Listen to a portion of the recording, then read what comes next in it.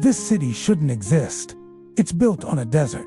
And a lie. Before the movie stars and mansions, Los Angeles was dying of thirst. And to survive, it had to steal an entire river. This is the story of how a city's ambition drowned a valley. A tale of ambition, betrayal, and environmental catastrophe that still echoes today. This is the Great Water Heist. The year is 1904. Los Angeles is a city on the brink. Its population is exploding, swelling from a dusty pueblo to a bustling metropolis of over 100,000 souls. But this paradise has a fatal flaw. The Los Angeles River, its only source of water, is drying up. The city is facing a biblical drought, and its future hangs by a thread.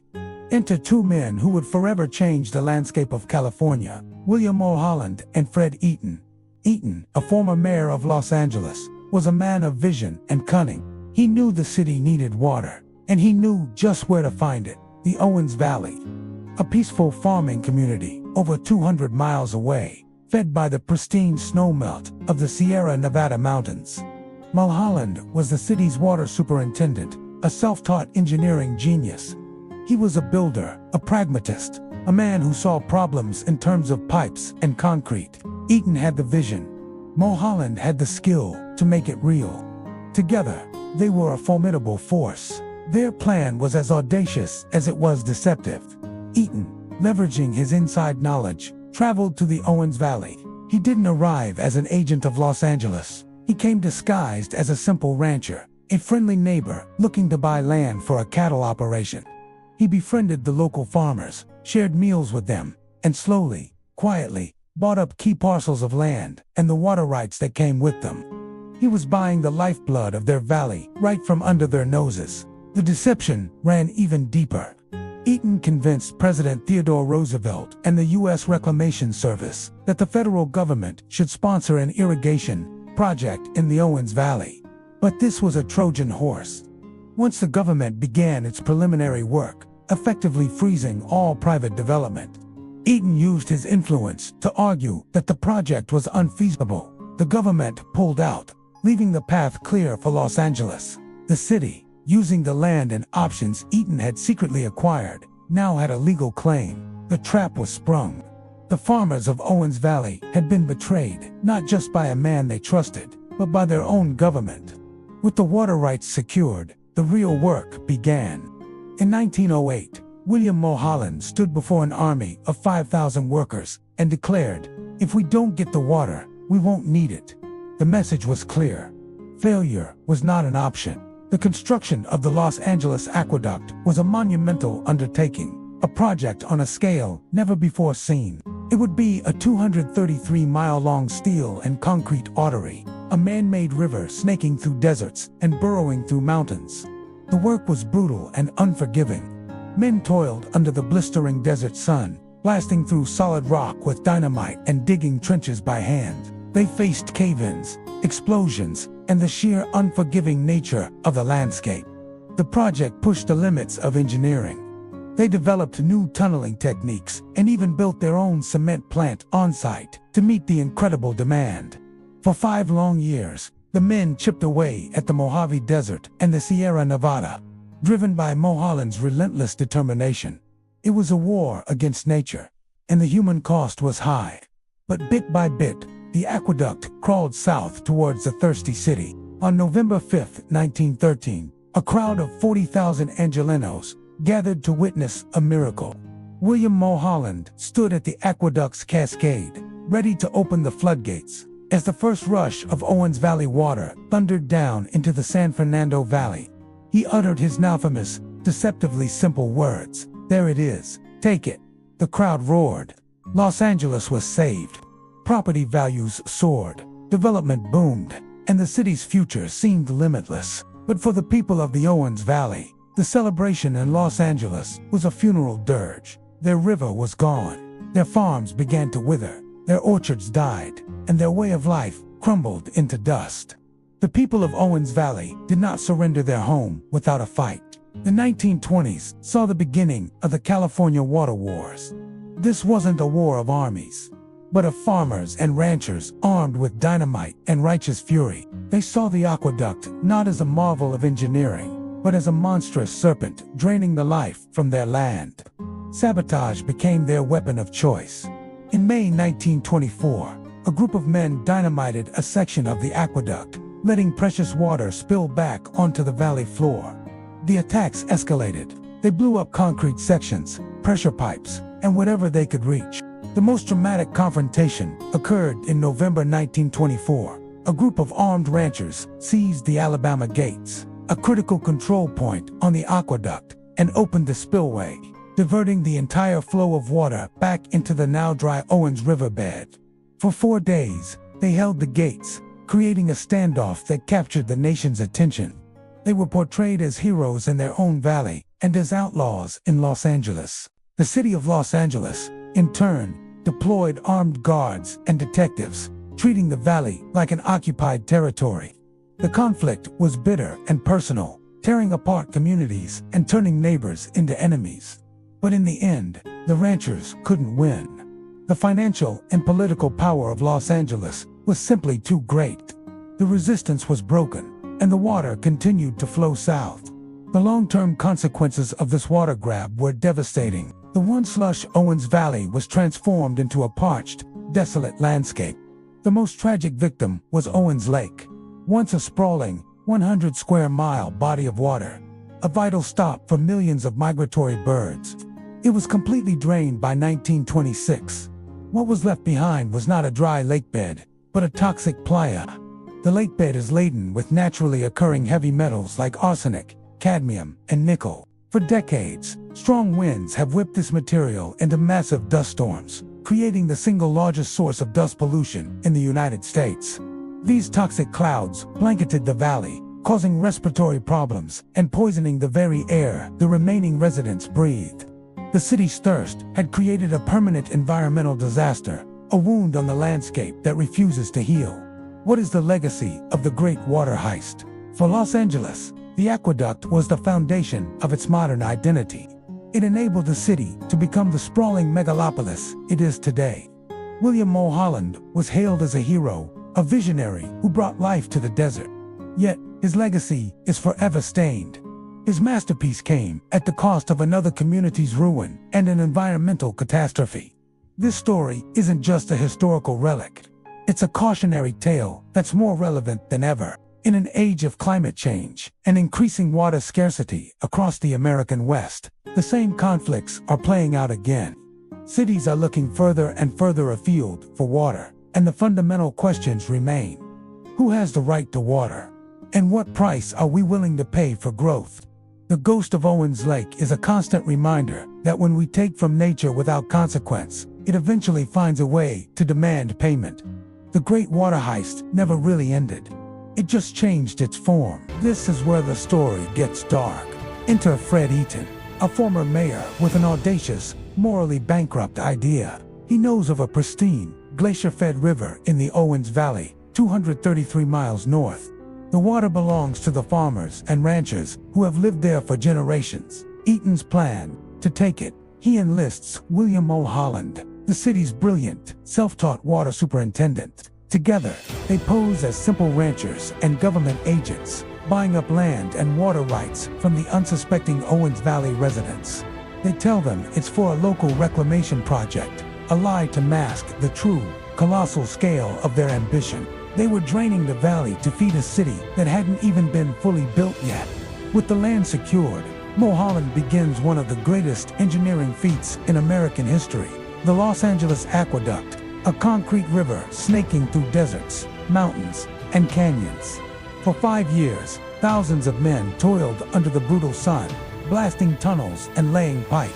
It was a monument to ingenuity, built on a foundation of deceit. Back in the Owens Valley, the farmers watch their river disappear.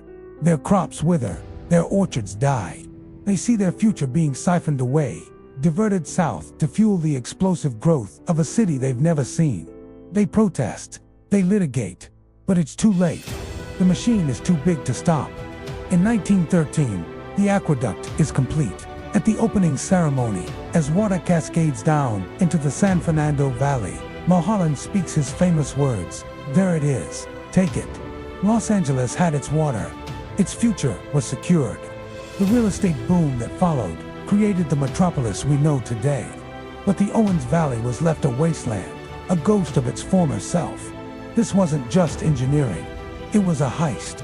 The theft of a river that allowed a city to bloom in the desert at a cost that is still being paid today. By 1904, the city is on the brink of collapse, facing a future of dust and decline. The city's leaders knew they needed a miracle, or, if not a miracle, a heist. Enter William Mulholland, the city's water superintendent, a self-taught Irish immigrant. Mulholland was a visionary, a brilliant engineer who rose from a ditch digger to the most powerful man in the city's infrastructure. He was obsessed with one thing: quenching LA's thirst, no matter the cost. His partner in this audacious plan was Fred Eaton, a former mayor of Los Angeles. Eaton knew the landscape of California like the back of his hand, and he knew exactly where to find the water Ellie so desperately needed: the Owens Valley. Located 230 miles north of LA, the Owens Valley was an agrarian paradise.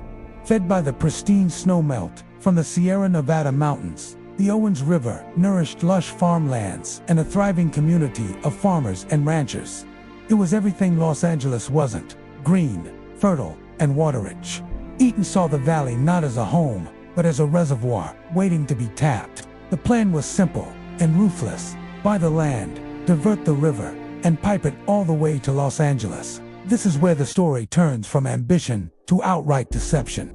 Eaton and Mulholland knew the farmers of Owens Valley would never willingly sell their water rights if they knew it was for the city of Los Angeles. So, they hatched a scheme. Eaton, using his inside knowledge and connections, disguised himself as a simple rancher. He went to the valley, pretending he was working on a federal reclamation project that would supposedly help the farmers with irrigation. It was a complete lie. He befriended the locals, earned their trust, and then, one by one, bought up crucial land and water rights for pennies on the dollar. He told them the project was for their benefit, all while secretly securing the valley's entire water supply for his true client, the city of Los Angeles. By the time the farmers realized what was happening, it was too late. The federal government, swayed by powerful LA lobbyists, canceled the local irrigation project they had been promised. The farmers were left high and dry, their lifeblood sold out from under them. With the water rights secured, Mulholland could begin his masterpiece, the Los Angeles Aqueduct. The construction of the aqueduct was a Herculean task, one of the greatest engineering feats of its time. Starting in 1908, a massive workforce of over 5,000 men toiled under the blistering desert sun. They blasted through mountains, dug miles of canals, and laid enormous pipes across treacherous terrain. The work was brutal and dangerous. Men were crushed by falling rock, succumbed to heat stroke, and died in construction accidents. But Mulholland drove them relentlessly. For 5 long years, they battled the unforgiving landscape, powered by the promise of water for a thirsty city. The scale was immense, a 233-mile-long steel and concrete artery designed to pump the heart of the Owens Valley directly into the veins of Los Angeles. On November 5, 1913, a crowd of 40,000 Angelenos gathered to witness the aqueduct's grand opening. As the first rush of Owens Valley water cascaded down into the San Fernando Valley, William Mulholland stood before the cheering crowd. He uttered 5 simple, now infamous words: "There it is. Take it." For Los Angeles, it was a moment of triumph. The city was saved. Its future, and the futures of millions yet to come, seemed secure. But for the Owens Valley, it was the beginning of the end. The aqueduct didn't just divert the river. It bled the valley dry. As Los Angeles grew, its demand for water became insatiable. The city began pumping groundwater, draining the valley's aquifers. Once fertile fields turned to dust.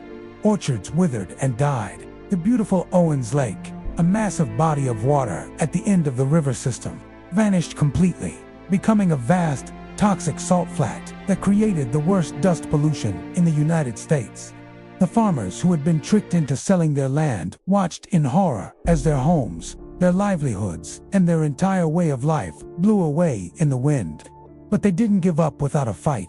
This period became known as the California Water Wars. Enraged and betrayed, The farmers and ranchers of the Owens Valley fought back. They resorted to sabotage, a desperate attempt to reclaim what was stolen from them. They dynamited sections of the aqueduct, hoping to cut off the flow of water and force Los Angeles to the negotiating table.